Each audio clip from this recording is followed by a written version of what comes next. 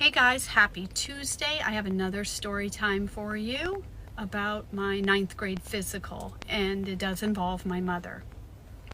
When I was in 8th grade, I was 13, and around February, maybe March of that year, I had my first period, and it was a full-blown period. So I managed by using a lot of toilet paper and paper towels throughout the day, especially at school. One day I told my friend I had my period. She gave me a pad and said, "Tell your mom she'll buy you pads when you need it." That's what my mother did. And I said, no way. Like, my mom's not that kind of mother. Like, I cannot do that. So her mother ended up buying a huge thing of pads for me, which helped me for the remaining few months of the school year. And I was so grateful for that. I still am. As far as my mother, my therapist describes her as a very emotionally immature woman. So now let's fast forward. It is August and I'm going into 9th grade in a few weeks. I have to get a physical. My mother takes me to the doctor. Wouldn't you know, I have my period again. They ask me to pee in a cup. I'm freaking out. And I'm like, okay, just make sure, I'm telling myself, that there is no blood in the cup. So I am like trying to be so careful. I'm examining the cup. I see no blood. And I'm like, all right, I'm good. My mother will never know. The nurse comes back, said, "We found traces of blood in your urine. Heather, do you have your period?" Now, my mother is there, and you can see my mother studying me. You can just see it on her face. She's very serious, and I'm lying. And I said, no, I do not. Okay, well, we're going to have to send you to the hospital. We're concerned you have an issue with your kidneys. And I'm like, oh, crap. Like, this is getting out of hand, and there's no reason for it. So I managed to get the nurse alone, and I said, I have my period and I don't want my mother knowing. "Oh, no, it's fine. Your mother will understand." And I said, no, my mother's not that kind of mother. I don't want her knowing. Well, I have to tell her now. But listen, don't worry. I'm going to go with you. Oh, I've got this. Don't worry. And I'm thinking, shit. I mean, the nurse was sweet, but it's like, you have no clue, lady. So she tells my mother, Heather's had her period for months. She was too embarrassed to tell you. So I see that look in my mother's eyes, and I'm like, oh, shit, I am in for it. Crap. So my mother plays it off and said, "You could have told me you had your period, Heather." And I'm like, yeah, whatever. We leave the doctor's office. We're walking down the hallway to the elevator, and the anger erupts from my mother. Her fists are clenched, her face is red, and she said, "What the hell's the matter with you? Why wouldn't you tell me that you had your period?" Now here's the thing. I told my mother I was too embarrassed to tell you, but that was not the truth. If you don't know, my father diddled me, and my father used to hold me down, some of my siblings as well, put his tongue in, I'll speak for me, put his tongue in my ear, kiss on my neck, grind on me. And all the while, when he did that, when my mother was around, she would giggle sometimes she just kind of watch and go, with a little smile. Sometimes when he was done, they would kiss each other after and whisper, her and my father. So I did not feel comfortable at all with her knowing I had my period, because to me, having my period was like an intimate thing. Because it involved, becoming a woman, and I was, you already know. And it's just, I didn't want her or my father knowing because of the type of people that they are. Anything sexual or anything of that nature, I never wanted them to know.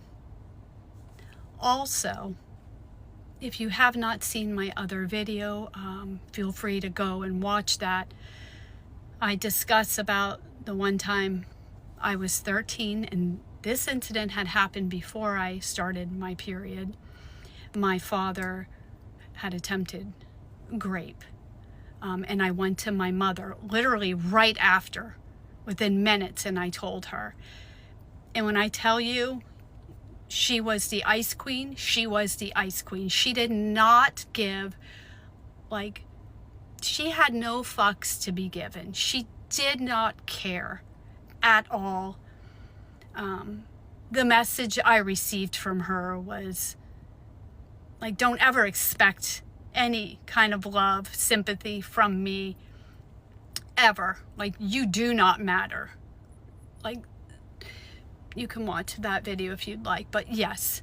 So I did not trust my mother. I did not have that connection with my mother. As far as I was concerned, my mother was just as much guilty as my father. She was exactly like him in my eyes. So I had to lie and say I was too embarrassed. And I mean, she was so pissed. She said, you embarrassed me in there.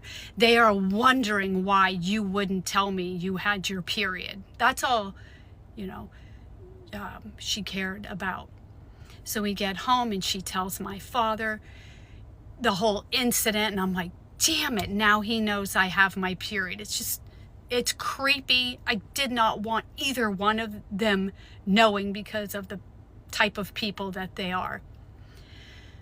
So she ends up one day when I'm at school, she gets a box of pads and she just puts them in my closet.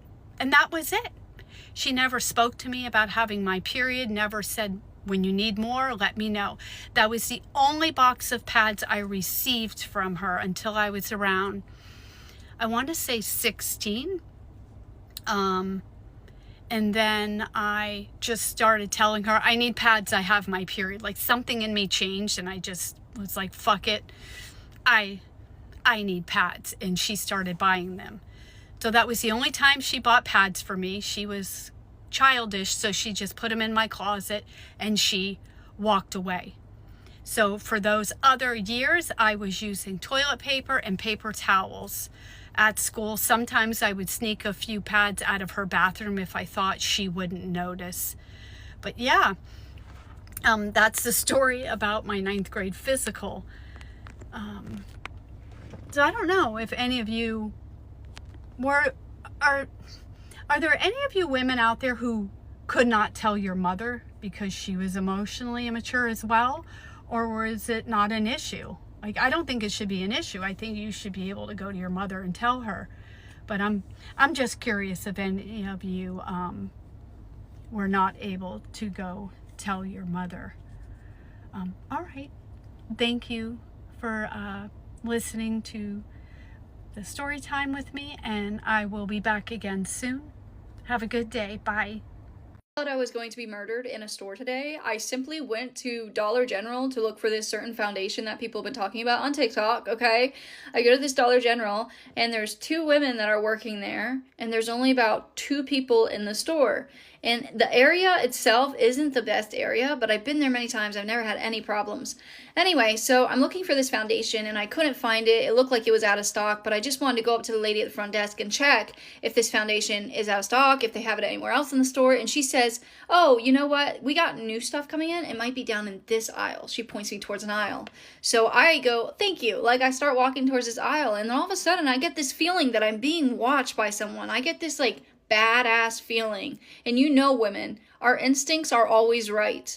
So I look behind me as I'm walking, and there's this male, and he's walking behind me, and there's technically no need to say he's following me at this point until I decided to walk through all these different aisles. I walked through about 4 aisles, and he followed me into every single one of them. and he was not shopping, he was following me, okay? So now I am definitely under threat, and I didn't want to react in a way that, just in case why he's holding his hands in pocket, he might have a knife or a gun. I didn't want him to know that I knew and that I was scared of him. So I go to the aisle that she told me to go to, and I am looking at the stuff. Not really, though. I'm kind of like fake shopping to see if this guy follows me into this aisle.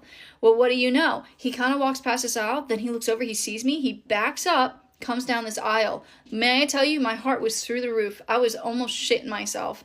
I am now fake shopping and being very vigilant, but trying not to freak out. He's fake shopping a few feet away from me, not looking at anything. He's just staring at the products like this, and then he keeps looking over at me.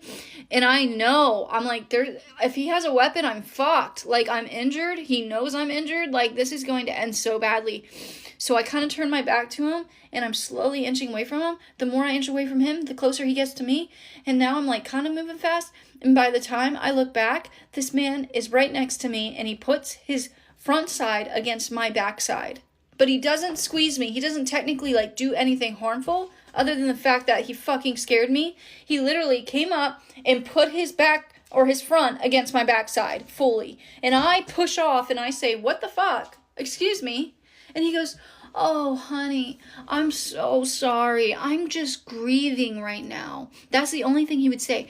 "I'm just grieving so bad right now." As he's walking towards me, I say, "Well, that sucks. Bye." I start fast walking to the front desk to warn the women that are there that there's a fucking creep in there.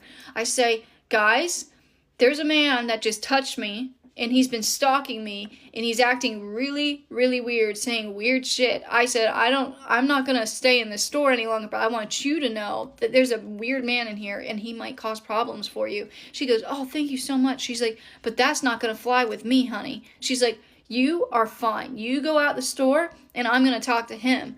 And I was like, "Are you sure you want me to leave?" She goes, "Absolutely. I got another girl here. We handle these kind of weirdos all the time." So anyway, as I'm walking out the store, I just feel him watching me again. I kind of look back, and this man isn't watching the lady coming towards him. He's staring at me with like this dead look on his face. I thought he was going to follow me to my fucking car. So I ran to my vehicle when I got out the doors, and then I shut the door, locked it, put that thing in reverse, and drove away. But what the fuck? This would be a perfect time to have pepper spray on me. I mean, the area I live in, I don't need pepper spray, but apparently I do now.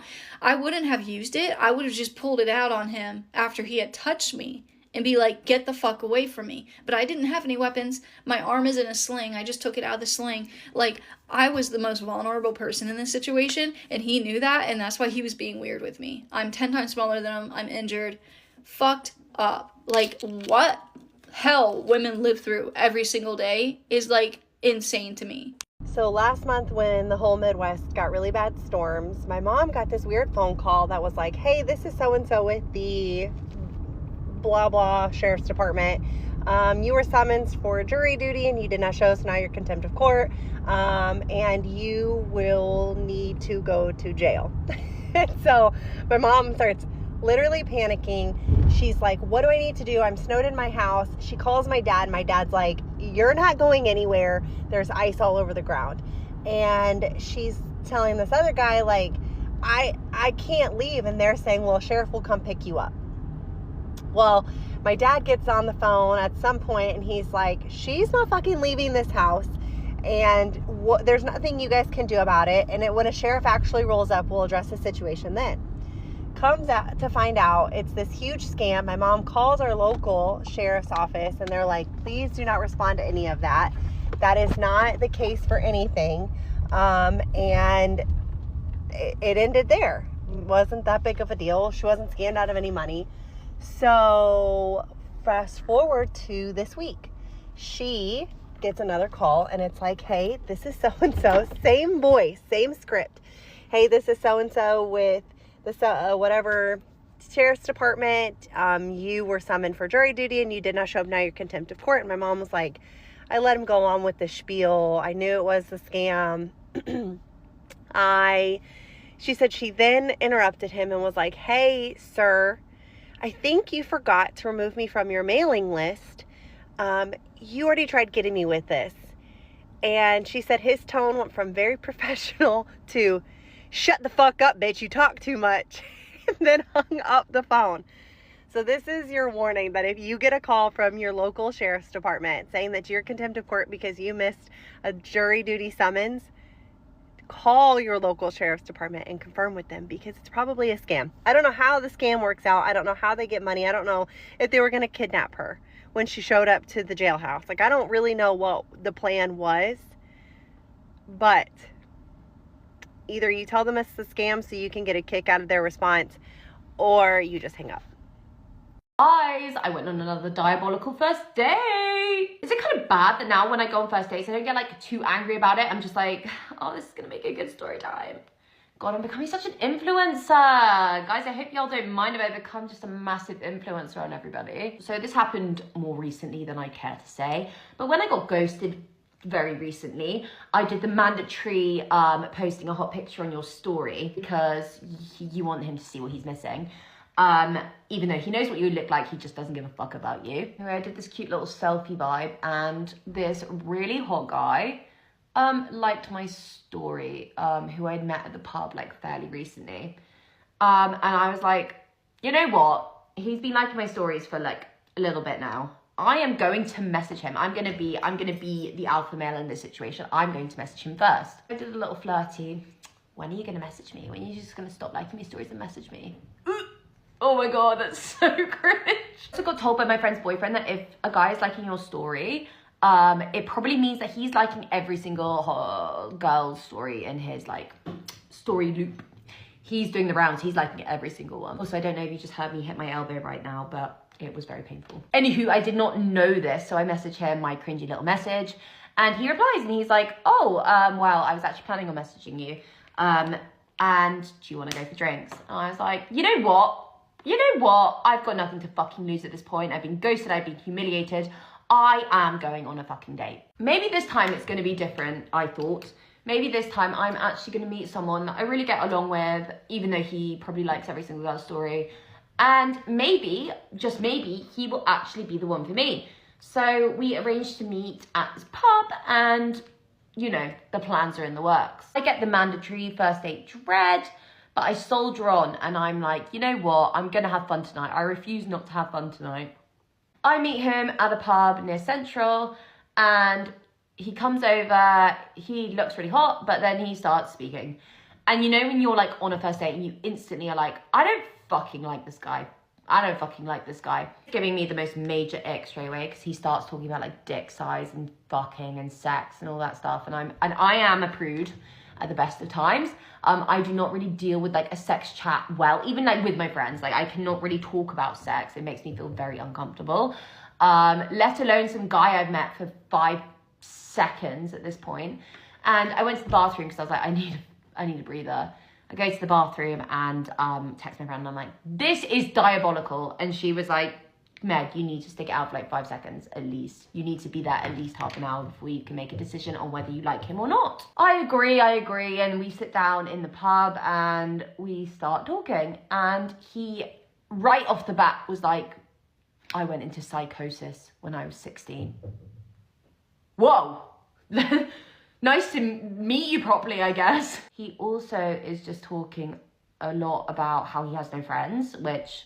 big red flag. I feel like if somebody, unless you have, I don't know, maybe I'm being harsh, but I think if you have no friends, it could be a little bit of a red flag. I'm sorry. I may have offended some people, but if you have pissed a lot of people off, not if you're just like an introverted person, but if you've genuinely had friends and then you've lost them, I feel like that is a red flag. Talking, and I kind of know that I am very much not interested in this guy. And he was like, I don't really like girls who drink. And I'm kind of like, bro, we have met. One, we met at a pub, so that's kind of crazy. And two, we have also gone on a date to a pub, which you suggested. That's the kind of crazy thing to me, is like meeting kind of guys like this, is when they say, I'm not into girls who drink, or I'm not into girls who party, or whatever, and you've met them at a pub or a club. I'm kind of like, then go to a fucking library and meet a girlfriend. I don't know what we're doing here. Anyways, apart from these red flags, he starts saying some other stuff. And we start talking like logistics here. Not that I'm really dating to marry. And I know that is for some people, but I kind of am not really looking for marriage at this point. I still think I'm quite young. I'm not dating to marry. But we start talking about later in life, and he starts saying, I eventually want to leave London. I was raised in London, so I want to stay here. So I say that. I'm like, yeah, I probably want to stay in London. I don't know about you, but I am planning to stay here for the future. He says eventually he wants to go back to the countryside, which is fine. And I just say, oh, why? Like, why do you want to go back to the countryside? Is London not for you? Like, what's it about? Is your family from there? And he says to me, I just want some bitch wife that I hate who gives me head every day and fucks me. Like, I don't know who the fuck you're looking for, but it's sure as hell not gonna be me. It's never, ever gonna be me. Also, who the fuck is raising you? Like, who says this kind of stuff on a first date? I mean, you might have this, like, dark character underneath, but genuinely, you have to have zero social skills whatsoever to say that kind of stuff on a first date. The face card can't carry you alone, because if you say that, you're instantly unattractive. This is honestly, like, why I'm so sick of dating, because I just feel like you just meet guys who think, like, peaks in school, you know what I mean? Like, they could probably say stuff like that at school and get away with it because they were attractive, and now it's just depressing. And this is why I'm so sick of, like, dating apps like Hinge and all this stuff, because you could think someone's really attractive, and then as soon as you meet them in real life, you're like, I am so disgusted by you. Anyways, we get into, like, really deep conversation about how he went into psychosis and all this stuff, and it's just super weird. And no shade for anybody who's, like, been in psychosis or anything like that, but I just think that's kind of a crazy topic to bring up on a first date. I don't know. Let me know your thoughts. I don't know if anybody else has had something like this happen.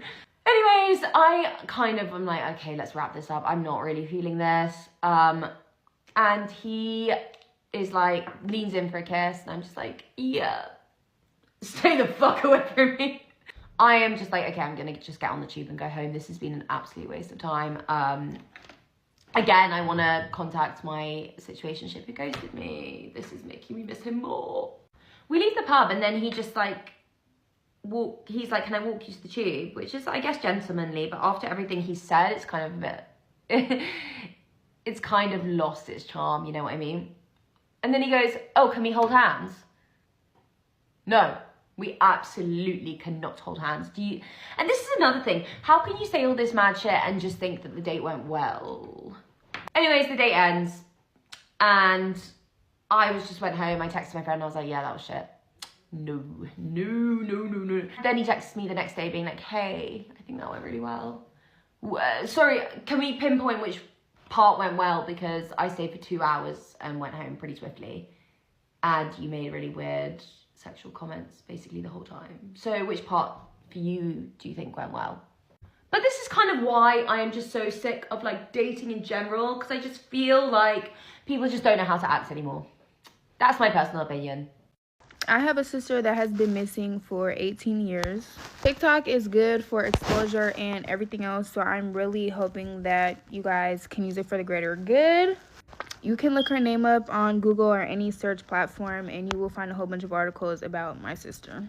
She was kidnapped, in which we believe some form of human trafficking, from Seattle, Washington. Her belongings were found at a motel in Kent, the highway area. If you're familiar with Seattle, then you know where that is. Her purse, her phone, her jacket, all that stuff were found at this motel.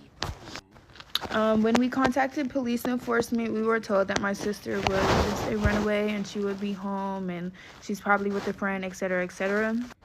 My sister went missing when she was 16 years old. 16. It's, like I said, now been 18 years and she has not been home. She's not been reunited with her family, her parents, none of that. And as in hers, I mean mine, because again, this is my blood sister.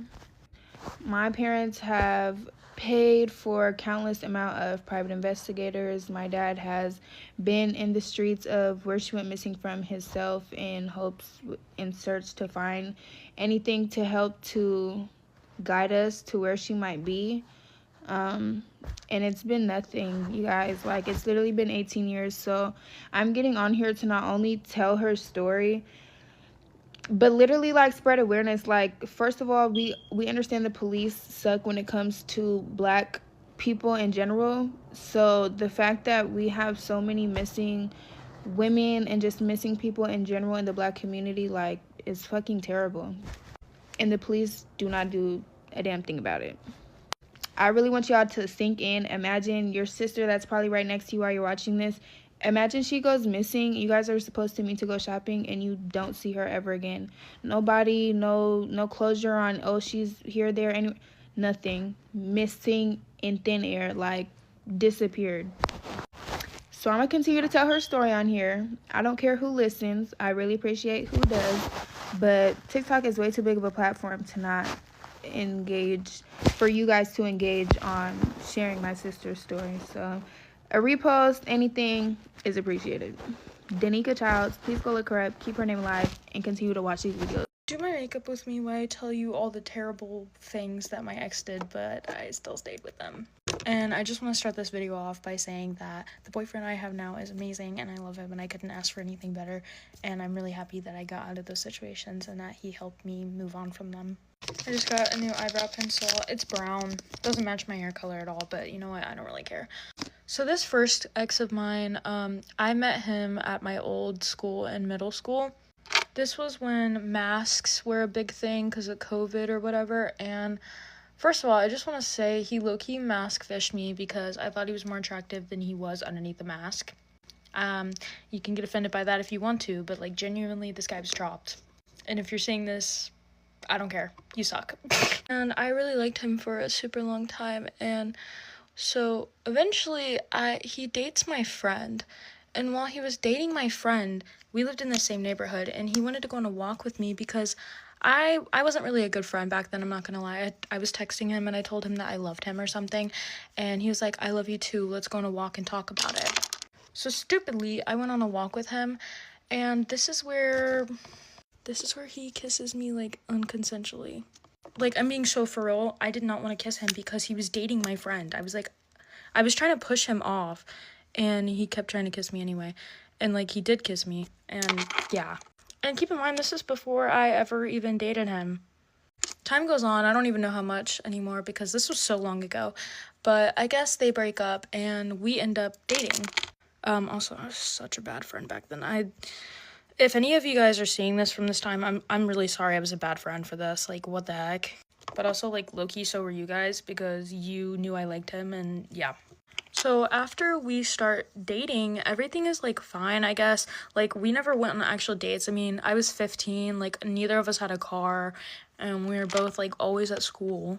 But also, he was in a grade below me because he was the same age as me. I think he was actually older than me, but he failed, so he was in a grade below me. I never really saw him at school because I was in the 9th grade and he was in the 8th grade. I know, that's weird. So I only ever really saw him, like, on the bus, and I didn't really know, like, what would happen during the school day when I, like, obviously wasn't there because we went to different schools because I was in high school. And basically, like, we were dating for a while. Everything's, like, fine and dandy, I guess. The only thing I can really remember is literally every night at, like, 10 o'clock at night, he would, like, literally tell me, like, to come over. And I want to preface right now, I never did that. My parents were really strict growing up, so there was absolutely no way I could do that. And not just that, I also did not want to do that because I know what happens after 10 p.m. And quite frankly, I did not want that. Anyway, time goes on, and at the time, I was really into Discord. I'm still on Discord, but I was like, that was like the only social app I ever used. And basically, I ended up being sent some screenshots from a friend saying, it was text messages between him and this girl that was my friend that I know used to like him. And he was saying stuff about, oh, I was staring at your ass in gym today. Oh, your ass is so big. Well, you have a girlfriend. I didn't leave him after that. I stayed with him. But we ended up breaking up, like, I think like a week later because he broke up with me. And what was his reasoning? I literally don't remember. So this next guy I dated when I was like 16 probably. So this guy I was dating, first of all, he was like, he smoked all the time, which, like, whatever, but it really bothered me because he would forget everything, first of all, and second of all, he would be so mean to me when he smoked. Like, I don't know what it was, but something would just, like, click, and he was just mean to me, and he'd, like, ignore me on FaceTime and stuff. Anyway, so one day he came over to my house, and keep in mind, my parents are strict, right? So we were only allowed to be in the living room and, like, watch a movie in there. And so we were doing that. I don't even remember what we were watching, but I guess I was really into it because I didn't notice, but his hand was on my chest. And I guess he didn't hear my dad coming, and my dad came in and saw that. First of all, side note, that was really embarrassing. Second of all, my parents actually believed me when I told them I had no idea he was doing that, because I genuinely did not. I could not feel it, and you might be like, how do you not feel that? I had a really thick sports bra on, and also, like, a very thick sweatshirt, so I couldn't feel anything. And why are you even doing that in the first place? You can't feel nothing? Keep in mind, my dad did not kick him out right after that, and actually, he was being mean to my parents. Like, it was their fault. Like, hello? So this next guy I'm gonna talk about, I dated him for 10 months. That's almost a year. Oh my gosh, that was too much. And honestly, there's not much to say about him other than he touched me when I didn't want to be touched, and, like, same with the other dude. So this is too normalized, but it's not okay. Don't do that. And if you have gone through something like that, I see you, and I'm sorry that you went through that. And also, this comment section is a free space to share whatever's happened to you. I will be there to comfort you guys through anything. Oh, and when me and that guy broke up, I broke up with him because he was, like, moving, and he didn't give me, like, any attention anymore. But when we broke up, he had access to, like, all my logins, and he would literally log into my stuff to send me secret messages, and I had to change, like, all my passwords. But before I was able to do that, he went on my Spotify, and he spelled out a message through a playlist with names of songs. Bro was actually obsessed with me. Like, that is crazy work. One of my exes literally would call me his ex's name all of the time. Like, I'm talking, he did it maybe, like, 7 times when we were together. Even his mom called me her name. And I get it, like, they were together for a long time, but, like, this happened way prior to us getting together. Like, what are you doing? Okay, this next guy is the one that I dated before I got with my boyfriend. And this one's the worst of it all. And he might see this, and honestly, if you do, all I have to say... Now, we only dated for a month, but in this span of a month, he somehow managed to destroy every ounce of any security I've ever had for myself, because this man decided to go to a strip club. Yes, you heard that right. Now, honestly, I feel like I'm one of those girls that, like, I feel like it wouldn't be a big deal to go to, like, bars, clubs, even, like, a strip club, but that's kind of crossing the line, if you go with your partner. But why are you going without them? Because places like that, that's where you pick up chicks, not when you already have one. And yes, I actually did break up with him after this. This is the one exception where I did break up with him after he did something crazy. And I'd say that's growth. And I might sound crazy for saying this, but I'm actually genuinely happy all of the things that have happened to me because I feel like I've learned a lot from these situations, and now I'm able to change and learn and grow from them and move on instead of making the same stupid decisions over and over again. And if you're in a situation where your boyfriend has done any of these things, please get out. Like, actually, you can pretend like you're okay with it, but, like, you're not. Get out. Telescopic. So my ex that went to a strip club, that night he had told me he was going to a bar with his brother, and I was like, okay, like, whatever. And I was just like, okay, just, like, no strip clubs. Literally, that's what I said. And keep in mind, he had never done this before. And, like, I mean, we were only together for a month. But I was just, like, making sure, like, I was like, don't go to any strip clubs. Like, I know there's strip clubs where you were. And so, like, I randomly get a weird gut feeling. And keep in mind, I think it's, like, 11 o'clock p.m. at this night. I get a random gut feeling when I'm, like, I was literally just playing Minecraft with my best friend. And I get a random gut feeling. And I go to check his location, and it's literally off. So I text him, and I'm like, why is your location off? And he's like, oh, sorry, must be a bug. And then he, like, turned it back on. And then later on, like, probably not even 30 minutes later, I get a gut feeling again, and I check it again. And it's off again. This time, I call him, because what are you doing? And I called him a couple times, and he didn't answer. And he texts me, and he's like, what's up? And I'm like, why are you not answering? Like, why is your location off? And that's when I checked Snapchat location. And that's when I saw where he was. Immediately on the spot, I went ahead and broke up with him, because at this point, he powered his phone off, and he wasn't even receiving any text messages. And by the time he powered his phone back on, he was single. That's the finished makeup anyways. Love you guys. Bye. Get ready with me while I tell you my birth story of a girl who had her baby at 51 backwards. So I had an appointment like the day before my water broke. At that appointment, I got an anatomy, or not an anatomy scan, but just like an ultrasound. And then they also discussed with me that day that it would be safer to have a C-section instead of going natural because of how big he was. He was measuring like 8 pounds and 8 ounces. Fast forward to the next day, my sister had went in to have her baby and get induced. Afternoon, we went up there to see my niece and all that. And then while we was in the waiting room waiting on her to get born, my water broke. After my water broke, I told my mom, and she told the office ladies, and then they put me in a room, and then they tested me to see if it was amniotic fluid. It was. So they told me it was amniotic fluid, and they was like, so what was your birth plan? Like, what do you want to do? I told them what my doctor had said the day before, that I needed a C-section because of how big he was. I was like, okay, well, when's the last time you ate?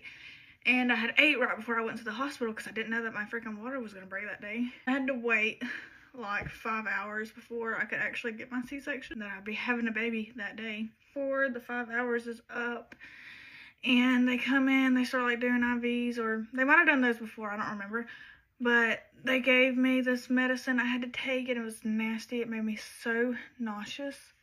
And then on top of being terrified because I'm about to go back here and get cut open to have a baby. The person who went back in the room with me was my child's father, which is my boyfriend. They got him in the little scrubs and everything, and little hairnet and the little booty shoes they put on. They rolled me back there. They didn't give me an option if I wanted to walk back there or be rolled back there. But I was in my bed and they rolled me back there, and then whenever I got back there, they transitioned me. They picked me up and then put me on the bed. It's like a little tiny bed, like not even a twin size bed. It was smaller than that. Like you could not roll. If you rolled, you would be on the floor. But they did that, and then I got my epidural. The epidural did not hurt at all. It was definitely uncomfortable. In my opinion, it honestly just felt like a bee sting. But I got my epidural, and they put a catheter in me, and I was not all the way numb whenever they put the catheter in me, so I felt it. But like it didn't like hurt. I just felt it. They started cutting me open right before they pulled him out. They called Braxton to come back there. So he came in there, sat in there with me, and then they pulled him out. They showed him to me. He was so freaking cute. He had a head full of hair. And they got his measure, his temperature, weight, and all that. He was 8 pounds and 6 ounces. So I'm so glad I did go with the C-section. We're doing a story time today about how I lost a friend because I caught her husband cheating on her. We're going to call this part 1 because there are many parts to come. Anyways, because I caught him cheating, I became the villain somehow. So I'm out with some friends and I'm minding my business, just doing our own thing. All of a sudden I see her husband. Her husband decided to come out that night to the same place that I chose to come out that night. He didn't know I was going to be there, but he was out. Not just out, he was very out with another female. This man was holding this lady's hand, whispering in her ear, because we're at a bar, and just all over her. And I knew, like, I saw what I was seeing, and I wasn't gonna second guess am I seeing what I'm seeing, because I knew what I was seeing. My stomach dropped immediately. I could not believe that I saw him with another female, thinking that he actually loved his wife. Like, she needed to know, so she deserves a lot better. So obviously, me being the friend that I am, I'm gonna tell her, right? Because isn't that normal? Do we tell our friends if we catch their partner cheating on them, correct? Or are we supposed to keep this as a secret? I don't know. Somebody tell me. So I tell her, and her reaction to me telling her what I saw, she was so pissed at me, and I couldn't understand why. And when I told her respectfully. And obviously, like, I'm upset, I'm sad about it, because, you know, why do you treat this woman the way that you're treating her when she's done everything she has for you? Anyway, so she gets mad at me instead of him, which I couldn't understand. She starts questioning me and why I was there at that location. First of all, it's a bar. I'm going to go out with my girls. Why does it matter if I go out? We're talking about your husband here, who was seen with another female. But she's upset and questioning me as to why I saw what I saw. And I had to explain to her, I did not force your man to go cheat on you with this female. I walk into this and I see him cheating. So she was making it like as if I was creating the situation because I witnessed him cheating. That's when I realized that I learned a hard lesson that day. Some people would rather protect the lie than the friend telling the truth. I learned that. She is the reason why I have been so protective over what I say and how I say it, and what I even talk about anymore. Then I just completely cut off contact with her. I have nothing to do with her. Last I heard is he's still cheating on her and she allows it. I think hers is more so protecting the image versus allowing him just to go and cut ties with him and just let him do his own thing and her move forward and heal from everything that he's put her through. So I did lose a friend, but at least I lost a friend knowing that I told the truth. And so now I could just walk away from a situation, which I did. I walked away from the situation peacefully and at peace with everything. Just let it go, put it behind me, and move forward. If you guys want a part 2, just comment below and I'll give you part 2 as to what all happened prior to us cutting off contact, and go into further details about how our friendship was prior to all of this coming about, because he did cause the friendship to fall apart. We are on part 2 of how I lost a friend because I caught her husband cheating. If you didn't listen to part 1, go listen to part 1, come back and watch part 2 so it can make sense to you. And the part that hurts the most is knowing that this wasn't just a random girl. This was like my best friend. I'm sure that some of you guys have clashed it out or clashed with your best friend, but at the end of the day, this is your best friend, so you're going to find a way to work things out. This girl and I literally talked every single day, okay? I knew all of her secrets. I knew her life. I knew, everything she's been through. We laughed together. We cried together. So, I even knew her insecurities. It was that bad. We were that close. And it just all fell apart because of this situation. I had been there for her through things that nobody else even knew about. So when I caught her husband cheating, my first thought wasn't drama. It was, my friend deserves better than this. I told her from a place of loyalty, of love and protection, and somehow it was turned around on me to me being the enemy. She did not once question him like she questioned me. And she did not defend our friendship like I defended her dignity. That's when a light bulb went off. Obviously, I cared about her more than her knowing the truth. And losing the friendship didn't hurt because of the argument. It hurt because I knew that I was more loyal to her than she was to me, obviously. We're literally so close. We did everything together. And that little moment tore everything apart. It took that little moment to throw away every memory we had. Cheating is cheating, and the fact that anybody would go back to their partner after they've cheated on them multiple times, it speaks volumes about your self-worth. And so if that's what you feel like you're worth, then by all means. But I don't think anybody deserves to be cheated on. I don't think anybody should have to go through that over and over again, and I believe that you should have higher standards for yourself, because there are a lot more men out here than somebody like him. So yeah, that's where my mind's at, that's where I stand, and that's my argument. This is part 3 on how I lost a friend because I caught her husband cheating. If you did not go watch part 1 and 2, then go do that and come back so part 3 can make sense to you. Here's the part that nobody talks about, is that this was not the first sign. There were other women before. There were messages, rumors, situations that just did not add up. But that didn't seem to matter.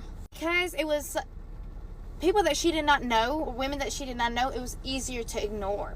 Well, it seemed like it was so much easier for her to explain away and just act like it wasn't real. Until the day that I saw it with my own eyes. This was in person, no screenshots, no rumors, no guessing.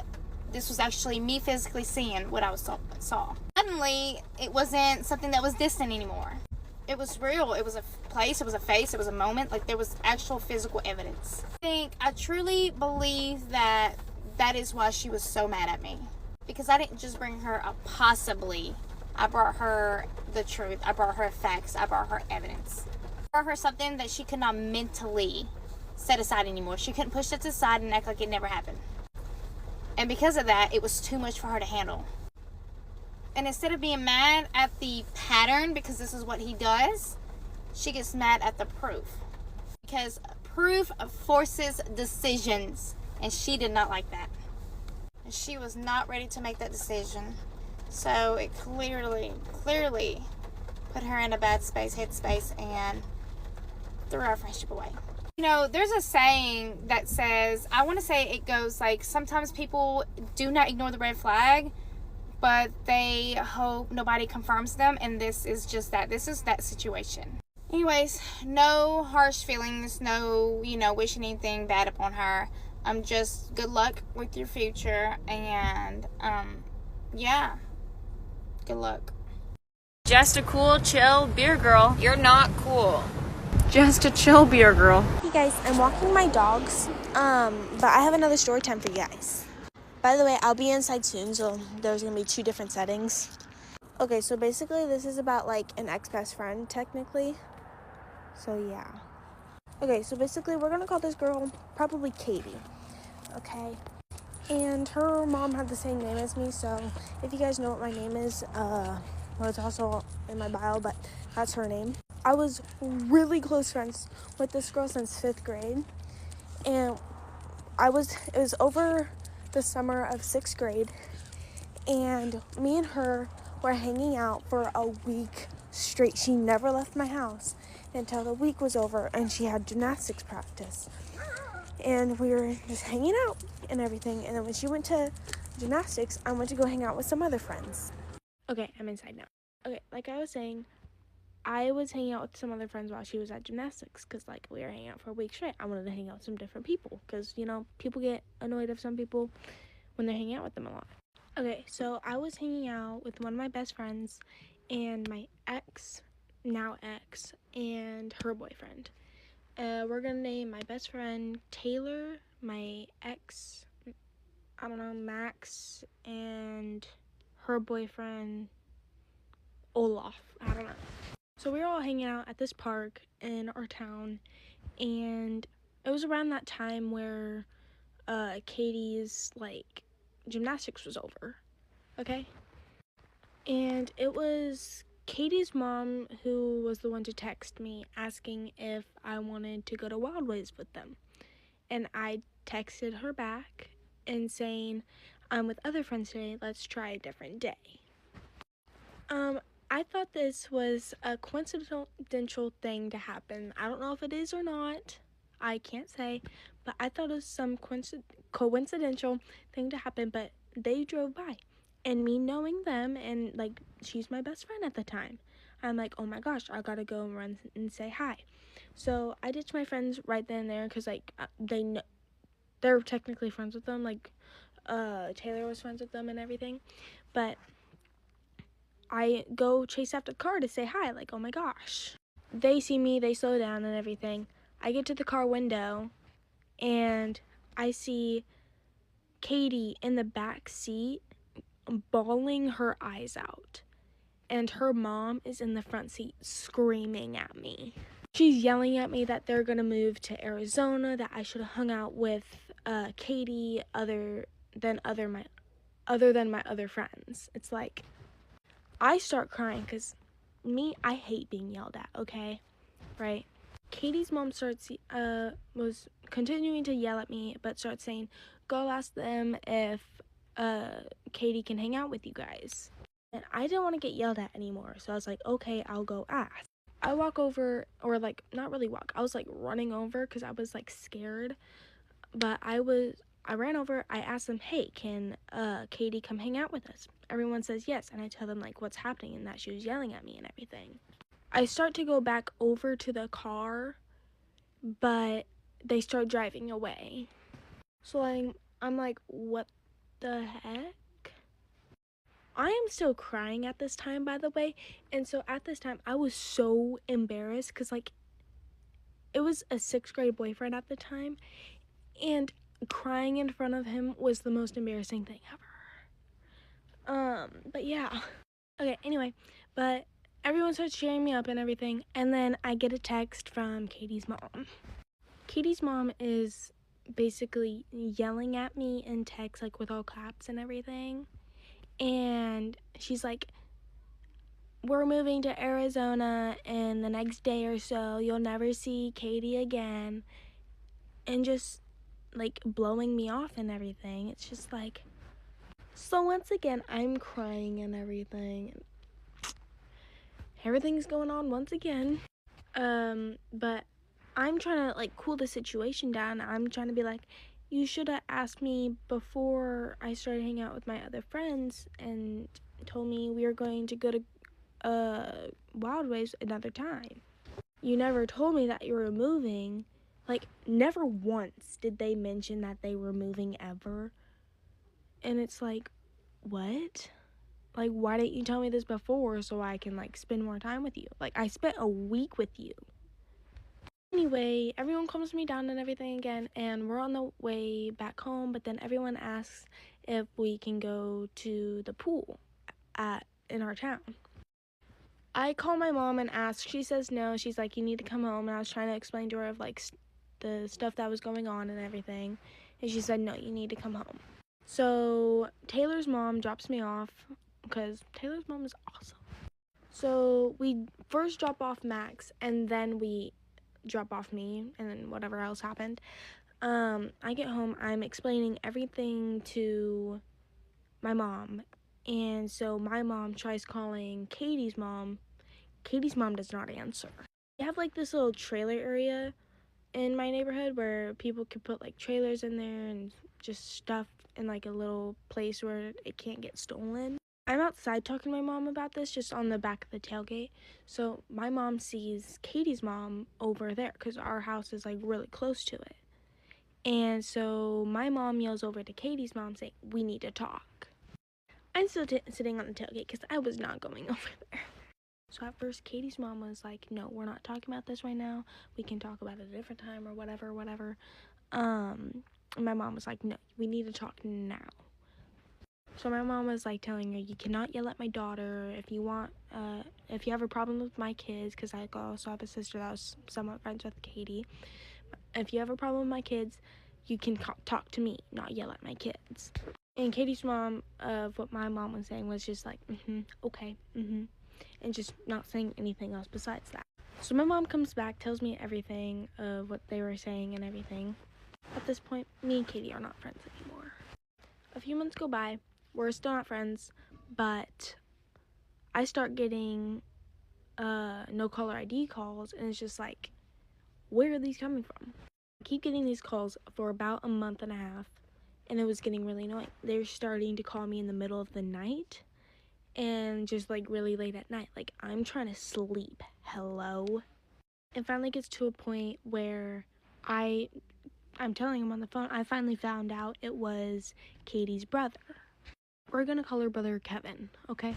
Finally find out it was Kevin, and so I'm like, hey, if you don't stop calling this number, I'm gonna call the police on you, and you're gonna get in big trouble. So after a few more times of that happening, and me telling him I'm gonna call the police, they finally stop. I'm gonna make part 2 because, like, that's basically the end of the first time me and her stopped being friends. Because also, by the way, me and her became friends like a week or 2 after that. But we, like, weren't that close anymore. So part 2, go watch it. Okay, before I go to part 2, I want to add some quick details. So Kevin, before they moved into the neighborhood that I lived in, I would go over to her house in a whole other neighborhood that was still in town. But one time I was sleeping over there at her house, Kevin was literally in the doorway when I woke up, just watching us sleep. So Kevin was kind of a creep, and still probably is. Also, another thing I needed to add, they never moved. They're still in this neighborhood that I'm in. They lied about moving to Arizona. They made that all up just to manipulate me to hang out with Katie. You know how we used to make fun of people who clapped when the plane landed? We were like, oh my god, those people are so annoying. I think it's time to start clapping when the plane lands. Hey guys, part 2 on my ex-best friend. It all started one day when I was playing Roblox with one of my friends. We're gonna name her Mia. We were playing Grow a Garden. Summer of 7th grade now, by the way. My dog has invaded. Like I said, we were playing Grow a Garden, and Katie got a new best friend, and we're gonna name her Ruby, okay? I still had Katie, like, on Friends with Roblox, and Ruby was also my friend on Roblox, and Ruby decided to join our server that we were in on Roblox for playing Grow a Garden. Me and Mia were just peacefully playing our Grow Garden, and I went to go sell a tomato. You heard me. A singular tomato at the sell center. As I'm selling this one tomato, Ruby, she comes up to me. She's like, "Did you just sell one tomato?" I was like, "Yeah, I sold a tomato. You have a problem?" She was like, "Yeah, that just shows that you're poor." Or in some other way, she called me like poor and freaking Grow a Garden. I go and look at this leaderboard on Grow Garden. I was the second freaking richest person in the leaderboard while she was last. And then I'm telling her how I'm second on the leaderboard while she's last, like giving her like that reasonable callback. So we start getting into an argument. Of course, Mia is backing me up because like she's my best friend. First, she tries telling me to take medicine that will make me bigger, like basically calling me really skinny and I need to take medicine to get bigger. And then later on, she tries to tell me I need to take medicine to get skinnier. And it's like, am I fat or am I skinny? You need to pick one, honey. One. Also, by the way, so if she ever does see this video, I'm very chill with her, and she's nice to me now, so no hate goes towards her right now. It's just for the story. So, things were just turning into hashtags at this point, so I text her on regular text, just so I can actually tell her what I want to say. So I was telling her if she doesn't shut her mouth, that I'm gonna punch her bunny tooth looking face, whatever. I don't remember everything that I said. And she was like, "So you're trying to kill me?" I'm like, I never once said that I was gonna kill you. I didn't know it at the time, but I was outside, by the way, playing Grow Garden with my friend Mia, and we see Katie and Ruby drive by and yelling at us from the window while Kevin was driving. We start yelling back, but like they drive off. It's like, if you're gonna yell, come back. So at this point, we're all at beef now with everything, with Ruby and Katie again and everything. So me and Mia also have this other friend, and we're gonna call her Avery, okay? Avery was somewhat friends with Katie at this point. They're on and off or whatever, but then they get into something. I'm not quite sure. I can't remember. But Avery and Katie stopped being friends. So it's me, Mia, and Avery against Katie and Ruby, okay? And her mom and Kevin. Okay, adding on to the story, me, Mia, and Avery have this like spot that we love that like we've pretty much always had. And it's like a creek area, and we made it like a really nice place, and it was all clean and everything, and we loved it so much. We went there almost every day over the summer to just hang out and play in the water and everything. And before Avery and Katie stopped being friends, Avery showed the place to Katie just for fun, to show her like the area. So Katie and Ruby now have a place to make us mad.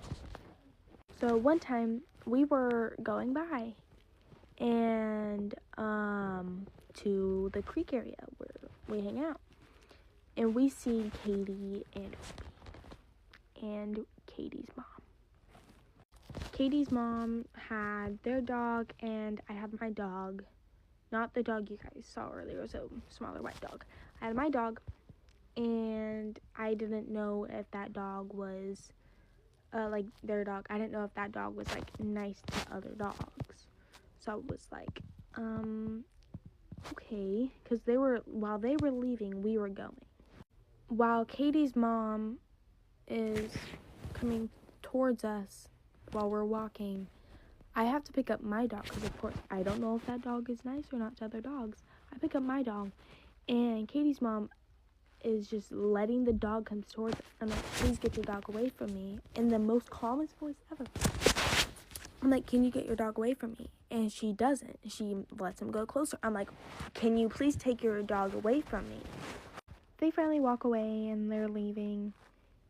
And then we make our way to the creek like we were going to. They start coming back. Katie's mom is recording us and everything, getting up in my face, literally recording my face like this close. It's like, you're recording little children. Thank you. When we got to the creek, there was trash everywhere. Capri Suns and everything, them blocking the waterway so the water can't get through. They can't do that. That's blocking the waterway. So it gets to a point where they're not physically pushing us, but like pushing us to like leave and everything, saying you can't be here, you're not allowed to be here. It's like, we can be here if we want to. It's literally for the neighborhood. So we normally go during the day, while they normally go like more nighttime more. And anytime we go during the day, there is trash everywhere. They destroyed the bridge that we all made and everything, and it's like, it was a really nice bridge that we made. Like, gosh, that hurts my heart deep. At one point, they literally put paint all over the ground and let it dry. I can't remember if this is before the creek stuff or everything or after, but one day my friend Avery was taking her dog out in the front yard and everything, or in the backyard, I can't remember what she said, but Katie's mom was driving by and like was driving, and then like stopped at Lily's house just in front of the house and was just looking at Avery, and it's just like, what? At this point, Avery goes inside, tells her mom, and her mom goes to the window and just like looks out, and then Katie's mom just drives. Later on, Katie's mom texts one of Avery's friends and is like, hey, don't be friends with Avery. She was trying to kill me. She had a knife. She was trying to shank me with it. It's like, it was Avery's dog's leash that she thought was a knife. I'm telling you, this lady is insane. Anyway, we kept having this like warish type stuff with the creek and everything, like I was saying. So we finally like get to our senses and finally like be like, hey, we're done with this. Like, we're not doing this anymore. We are having peace now, okay? So we meet up kind of like by the side of the road, not like actually on the side of the road, but like on the sidewalk where like the middle of us are. We make peace with everything, and yeah. Me and Katie aren't friends still, but me and Ruby are chill now. So I'm running out of time, so this is all you're gonna get because I don't feel like making a part 3. Well, I guess let me know if you guys want a part 3 because there might be more things like details that you guys might want to know. So just let me know if you want any other details. Actually, I do have another video that I might want to make, so let me know if you want another video because I have something really big I gotta tell you guys.